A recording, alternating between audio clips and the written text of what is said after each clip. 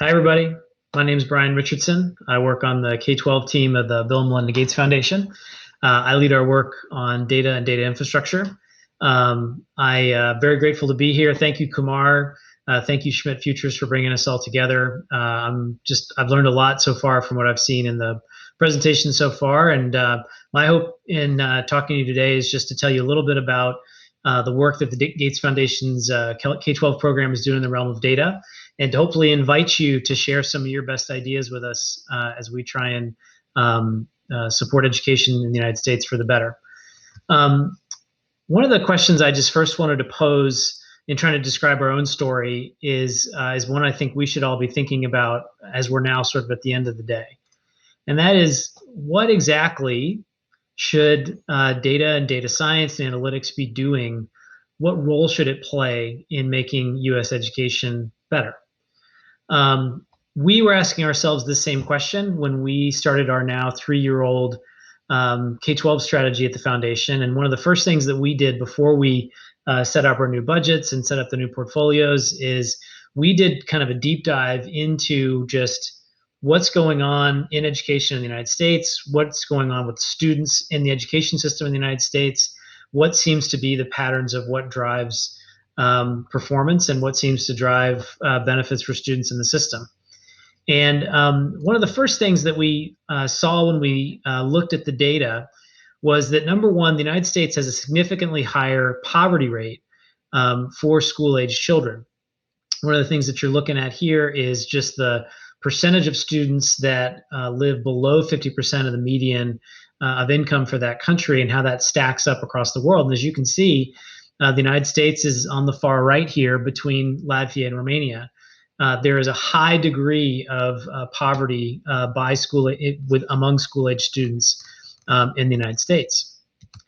One of the second things we looked at was just what seems to be underneath the numbers on academic achievement when we compare ourselves to other countries. And one of the first things you always read when you are trying to research this is just headlines like, oh, the United States is 13th or 14th in the world in reading or 17th in the world in math. What is it? Why can't we stack up?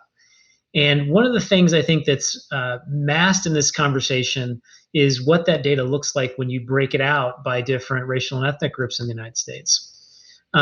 This graph is showing you the PISA score, those same PISA scores that were sort of showing the United States being in the teens on the headlines previously, but it's breaking it out by white students, Latino students, and Black students in the United States. And one of the first things that obviously jumps out when you start thinking about the whole educational system in the United States and who it serves is that in the United States, we actually have 3 educational systems that serve at least these 3 groups of students quite differently. White students in the United States are performing on the level of all of the countries that we read about at the very top of the list. We're right next to Canada and Finland. But what's on the other end of that average is what you see with Latino students in the United States and Black students. Latino students are around Israel and Hungary. You see Black students down around the Slovak Republic, Turkey, and Mexico. So you have 3 educational systems in the United States, 3 different educational systems in the United States that are literally worlds apart. One of the other things we looked at was what is the relationship between poverty, which obviously is a big issue among students in the United States, and how that relates to academic achievement. One of the things that we saw in investigating this is it's not just that poverty hurts educational attainment, it's that it persists and multiplies over years, even when we control for demographic factors with students and factors that might be present at the school. What you're looking at here is just the levels of academic achievement in math between students in poverty and students not in poverty, and how that multiplies and persists over time.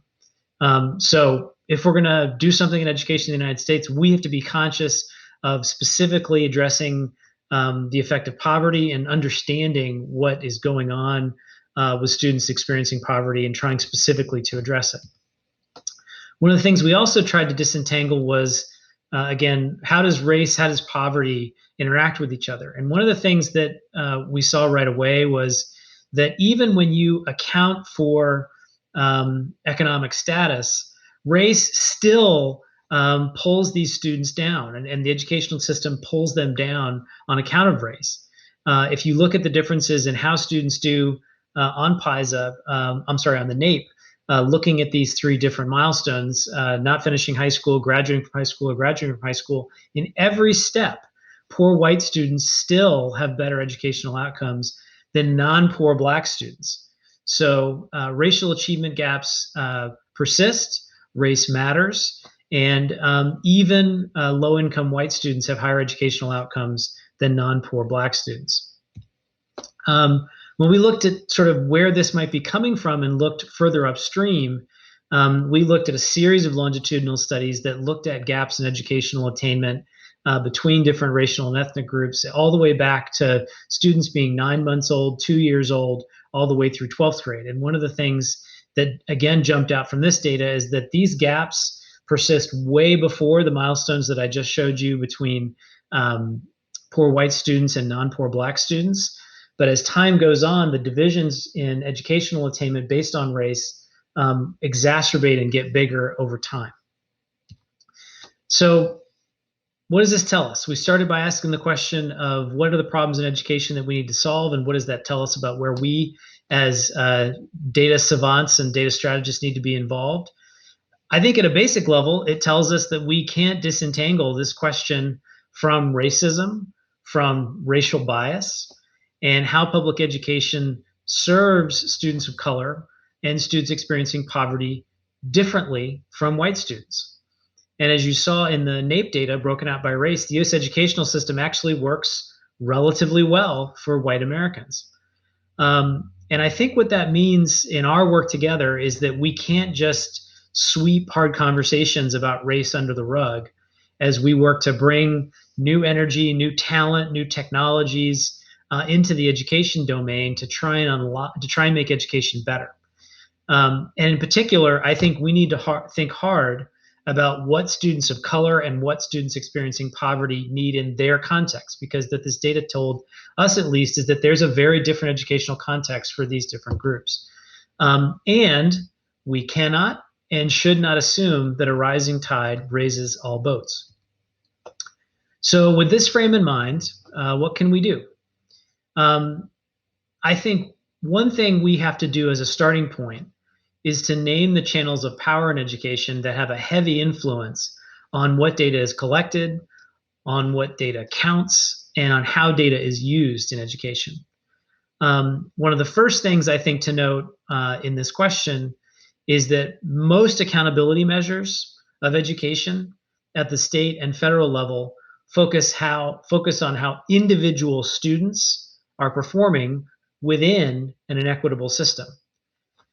What this means is that when we see data indicating poor performance, we consciously or unconsciously attribute that performance to the student, to their school, or to their community. And I think the paradigm shift we need to figure out together is to find a way to bring equal, if not more, attention to how well the educational system that surrounds these same students are providing them with all the resources that we would expect them to need to be successful, whether it's instructional materials, social supports, non-academic supports. And in our domain of data science, this is not just about per pupil funding, which is, I think, where a lot of people go on this question. I think the data that resides inside of student learning platforms can tell us a lot about what resources students are being given or not being given access to, and how that predicts success. So I think you have a lot to contribute in the world that we're in against this question of race in education. I think there's also some less comfortable truths that we have to confront and question. We have the fact that the leadership and engineers of the data and the tech companies and the people that we call the data people in school districts are disproportionately white and don't share or don't understand the lived experiences of the students' education needs to be able to serve better for education in the United States to get better. I think in the research and evaluation community, we continue to have a persistently paternalistic and white dominant attitude about what counts as credible evidence on student learning, student skills, student self-identity, and the role of community. And I'll point the mirror back at us. I think we in the philanthropic funding sector need a reconciliation on whether our strategies, our dollars, are interrupting or are working within the systems of data and measurement and technology that either reinforces or, again, interrupts these inequitable outcomes. So on the K-12 team at the Gates Foundation, we are on a learning journey to understand how we can catalyze new innovations in the United States education system, again, specifically focused on how they serve students of color and students experiencing poverty. One of the simplest shifts that we made in our now 3-year-old strategy from the last one was to say that if our investments don't benefit these students specifically, it literally does not count. Our whole strategy goal, all of our targets, all of our measurements say that we must significantly increase the number of Black, Latino, and low-income students who earn a diploma, enroll in a post-secondary institution, and are on track in their first year to obtain a credential with labor market value. And what our work has been over the last 3 years and will continue to be for the next few years is to try and explore how to put these principles into action. And I wanted to give you just some examples to hopefully give you a sense of how we might be able to partner together. One of the first ones I want to tell you about is the Balance the Equation Grand Challenge for Algebra 1. It's the first ever Grand Challenge focused on U.S. education at the Foundation. The goal of Balance the Equation is to disrupt the imbalanced way that math instruction has had against a generation and previous generations of Black, Latino, English learners and students experiencing poverty in the United States as it relates to Algebra 1 and their experiences prior and post in 7th, 8th, 9th grade, both online and in class. One of the design principles we built into the Grand Challenge is the idea of targeted universalism. What this means is to focus intentionally on what these priority students need first for their mathematical experiencing, for their mathematical experiences, acknowledging that there is no prototypical student and that universal goals can be achieved through targeted approaches, that any new improvement that is designed for these priority students first will also unlock wide-reaching and transformational outcomes for all Algebra 1 students, but we start where we feel like the needs are being met the least. The applicants will pilot their solutions in communities who are 50% or more of the priority communities, and focused on 5 areas. 1, building out support systems to create more inclusive math communities where students have a lot more agency in controlling how they do learning in math. 2nd, increasing the real-world relevance of algebra content. 3rd, elevating students' understandings of math language. 4th, strengthening teacher practice to teach math. And then finally, improving the feedback and data systems between assessment and process monitoring to help a teacher engage more in targeted instruction. 2nd, we're also working to open up and instrument some of the most prominent digital platforms in education to be able to contribute to our understanding of what drives student learning for our priority students. There are 3 examples I'll tell you about. First, a new investment that we're making in partnership with Infinite Campus and the Learning Collider, which is a lab at the Teachers College at Columbia. We're going to be prototyping new data infrastructure that allows researchers to have much deeper and secure access to student and learning data in Infinite Campus, the country's 2nd largest student information system and learning management system. And we're going to target at least the original analytics and research we can do on understanding the learning pathways for students of color and how that seems to impact them differently. 2nd, we're working with Common App. If you have college-age kids or had kids that go off to college, or you yourself may have used the Common App to apply to college, it's the largest source of information on college applications in the country. They are going to be developing a data warehouse for researchers to have access to a rich and deep data set on the high school to post-secondary transition, including all of the essays for text analysis, recommendation letters, course-taking patterns, GPAs, college readiness, and our hope is to make that as a new research resource in education. Obviously, very able to contribute a lot to the machine learning conversation.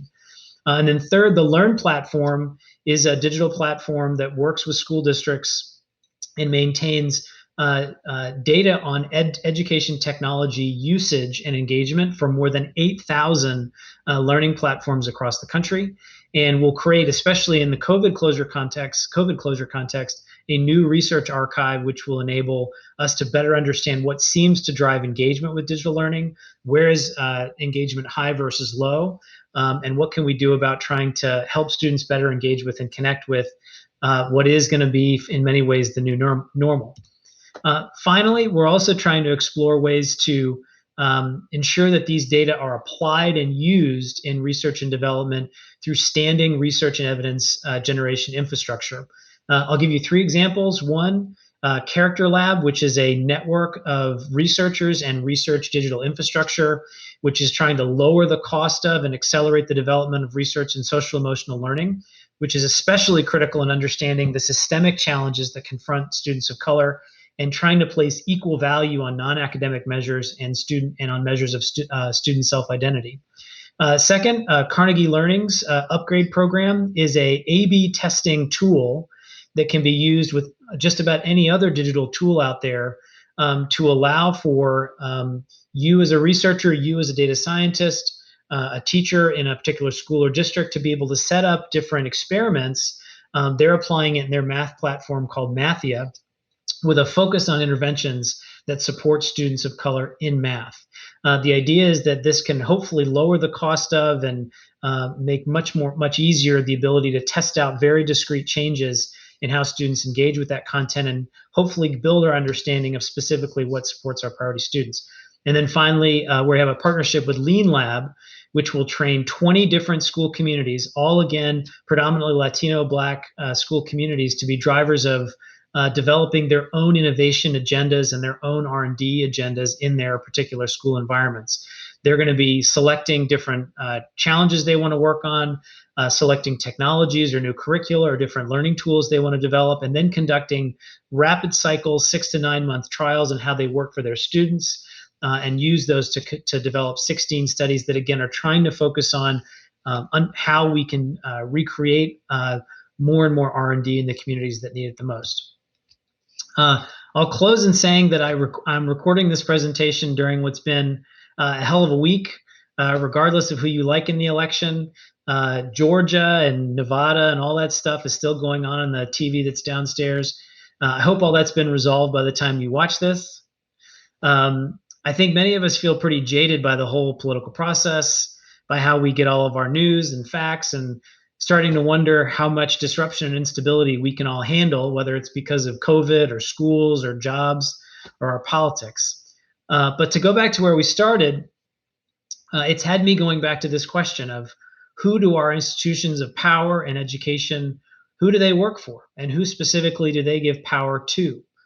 I think one of the things that motivates all of us and gives us cause for hope in this conference is the idea that better data has the power to equalize power.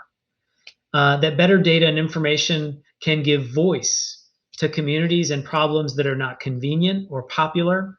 And this is something that we want to explore together with all of you.